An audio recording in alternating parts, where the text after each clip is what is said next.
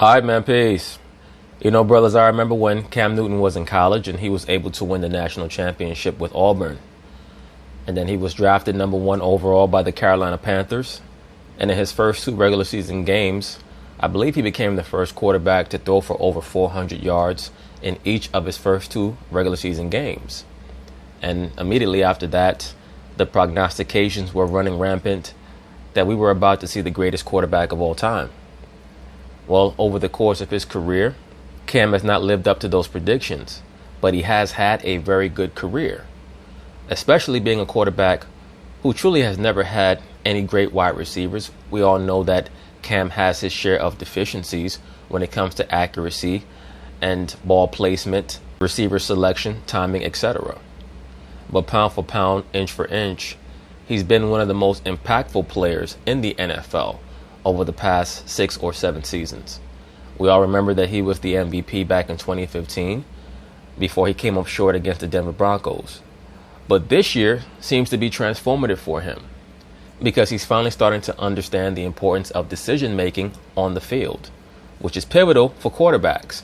And that, of course, is starting to have his name bandied about for NFL MVP considerations. So, of course, they're going to talk about it, and I'm going to chime in. One of the bigger games this weekend will go down in Carolina between the Ravens and the Panthers, and all eyes are on Cam Newton. What's the one with the horns and the Triceratops? No, the one that charges Stegosaurus. No, not that one. I was gonna say rhinoceros, but it's not. I think Triceratops. Triceratops. Yeah, that one. Yeah. That one just bowls people over. I think that one. Superman. And that's a great fear for many of these NFL secondary players, safeties and cornerbacks, that they're going to be confronted by a charging Cam Newton. That dude goes 6'5", 250. He is going to run you over. I mean, how often, you get to play against a superhero. So, yeah, his nickname kind of speaks for itself. So, yeah, he's definitely going to be difficult to bring down. But thank God, hopefully, neither one of us had to do it by ourselves. After going 11-5 last year, the Panthers are off to a 4-2 start this season. Stephen A., do you think Cam's getting enough credit for the Panthers' success? He's definitely not, before Stephen A. Smith answers. And this is also a player, Cam Newton, who led his team to a 15-1 record.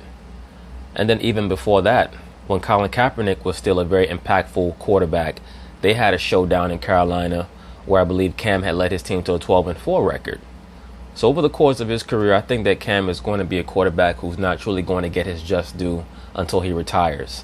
And I think that he's going to be a better player in his 30s than he's been in his 20s. Because in his 30s, he's going to start to see the game a lot better. Things are going to move a lot more slowly for him on the football field. And he's going to make even more decisions as he gains more experience, especially playing in the North Turner system. I don't think so. I don't think that, listen, when we look at them, Davis was out at the start of the season. We understand that. You still got the crew up in there, and we get that they're I'm looking forward to the Panthers matchup against the New Orleans Saints. They're formidable defensively. Nobody's denying that. And as we can see, Cam is completing almost 66% of his passes. He's never been a quarterback known for a high completion percentage. So when you see these quarterbacks that are completing more than 65% of their passes, that normally means that they understand how to drop off to the running back or to the tight end and not always go downfield. You're very rarely going to have quarterbacks that are as accurate downfield as an Aaron Rodgers. So when you see a lot of these quarterbacks that are completing somewhere near 70% of their passes, it's normally because they're utilizing the running backs a lot more, which is something that Cam needed to do, because that will lower your interceptions and it will raise up your completion percentage.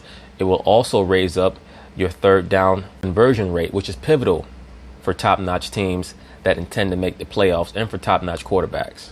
But offensively, even though they're solid, you didn't expect them to be 4-2 in my estimation. When you look at New Orleans, when you look at Atlanta, within the same division, you look at the NFC. Yeah, but Atlanta was not very good last year.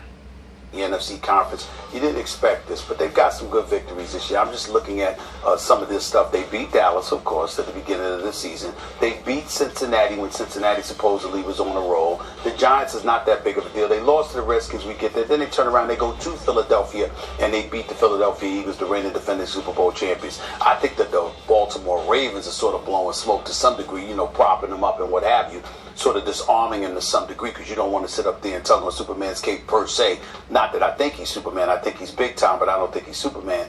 But in the end, when you look at the paucity of weapons, I'm not quite sure if we can call anyone in the NFL Superman right now, other than maybe a fully healthy Aaron Rodgers.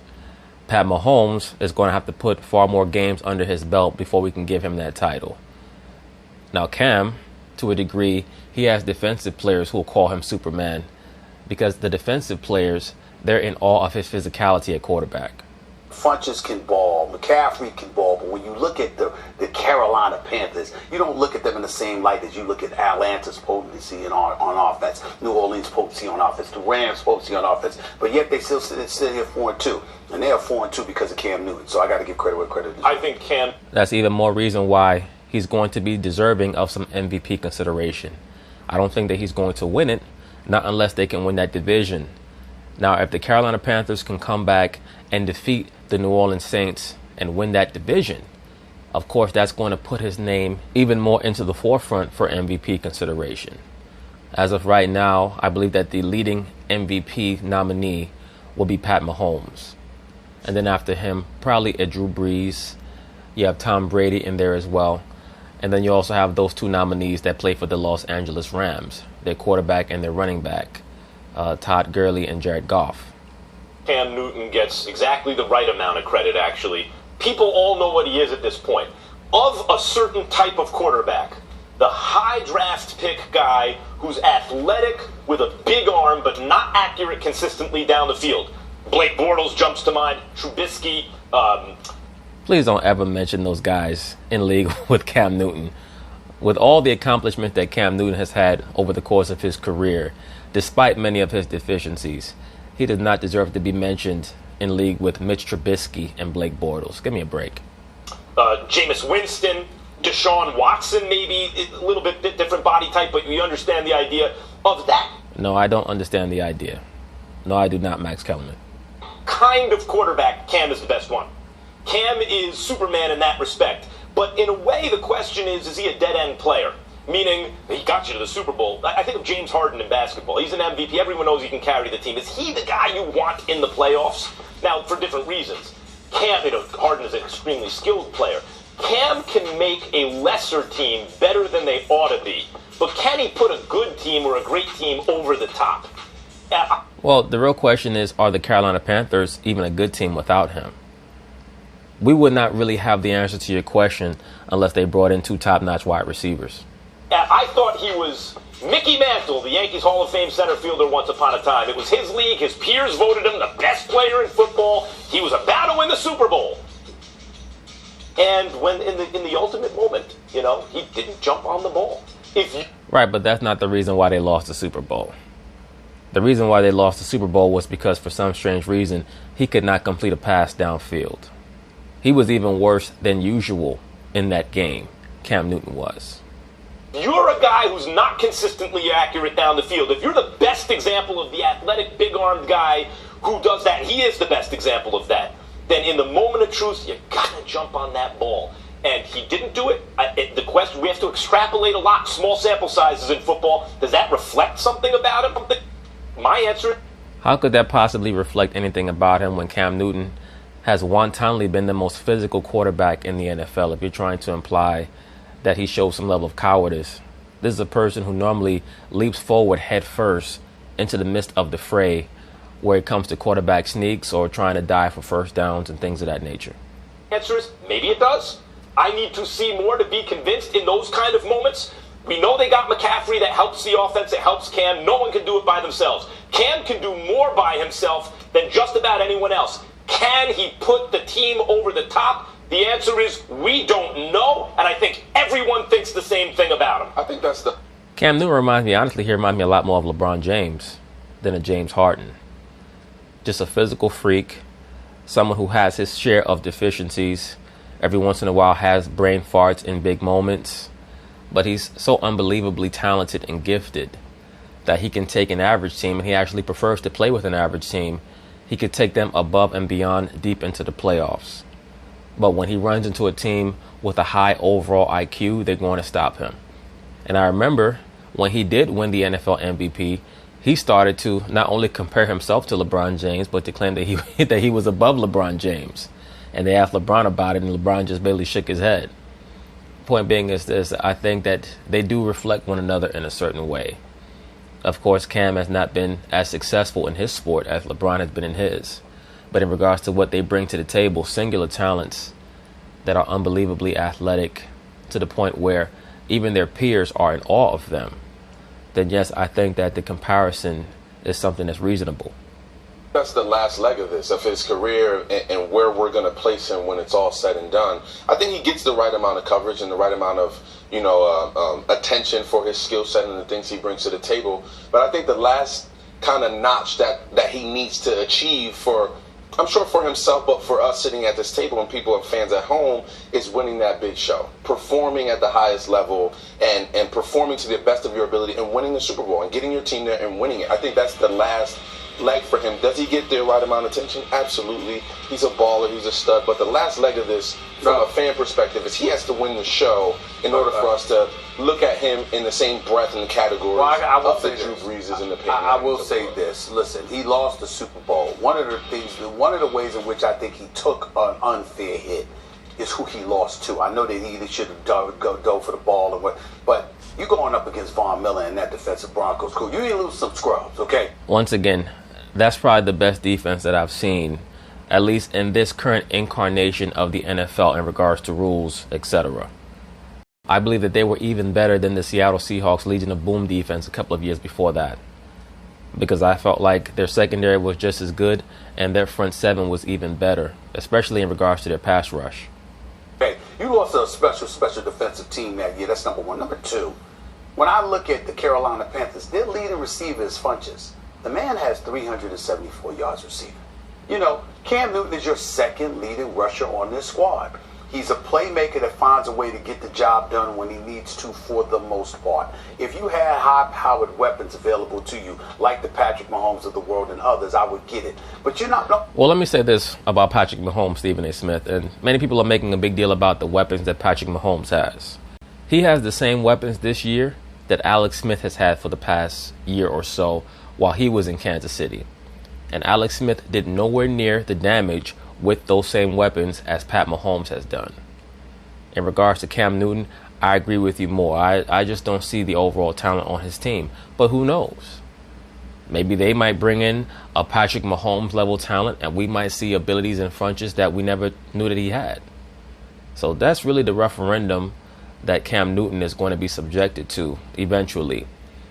Is he somebody who can turn an average receiver into a good or a great receiver, or is he just a force of nature like a LeBron James who's able to join a franchise and by the force of his physicality and by the force of his will, he's able to lead them deep into the playoffs, but he's never going to get you over the top.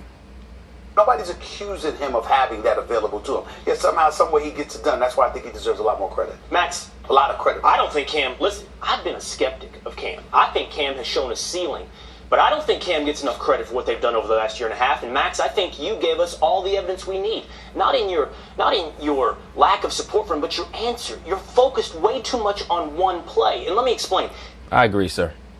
This man right here, he's answering my doubts. 11-5, 4-2, 65% completion rate under Norv Turner this season. This is what people have doubted. Can you deliver the ball accurately? He's winning. His numbers are through the roof. He's not getting credit for where they've been the last two seasons. Look, I think he is, but that kind of like sticking your finger in the wind and seeing which way the wind is blowing is not an exact science. It seems to me he is getting the credit. It seems to you he is not. That could be a difference in you read those two articles and I read these two, or we're watching TV at a different time, or our friend groups are different, you know.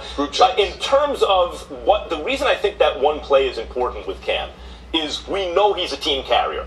Whether or not he does it... Right, but when you watch that entire game, once again, they did not lose that game because he did not dive on the ball. They lost that game because that defense had him so shook up. that he was missing easy throws down the field even early, to the point where one has to wonder what was the reason why he was missing some of those throws down the field early in the game where he had receivers wide open. Does it in a traditional way, he can carry the team. You're saying there's evidence now that he can hit certain benchmarks in terms of his accuracy. He's raised his game. That's right. Okay. He's also getting a little older, and he's going to have to adapt. A lot of players, as they get older, are going to have to do that. Fine. Which means they got to put more weapons around him in order for him to be successful as the older he gets. Sure. Agreed. Because the older he gets, I think that he's going to become less likely to want to leave the pocket. I think that he's going to embrace a lot of the basic tenets of good quarterback play.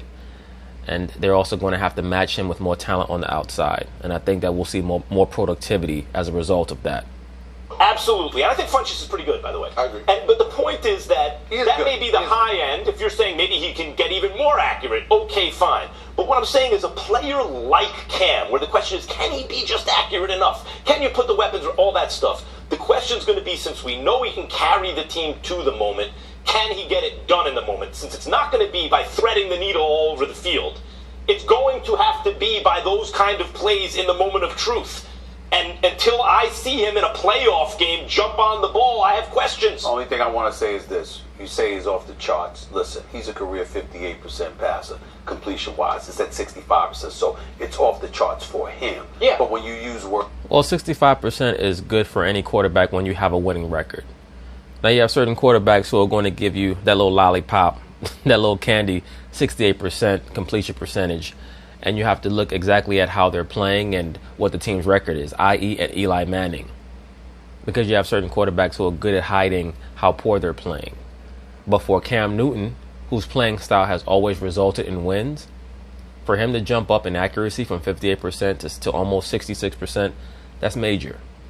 Words like off the charts in just a general perspective.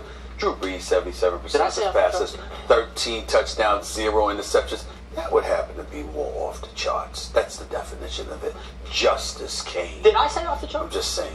Let's move on. I need to look at the record. All right, Victor. Thanks, man. No problem. Appreciate Thanks, you coming guys. in. Good job. Thank you. Work on the tie. Move it. It's my favorite tie, Steven. It's a beautiful suit, but the tie. The tie's fine. Tie's good, man. Tie's good. He's wrong. Yeah, the tie is fine. Stephanie Smith is always on the panel trying to act like a critic of other men's attire. Leave that man Victor Cruz's outfit alone. But anyway, peace.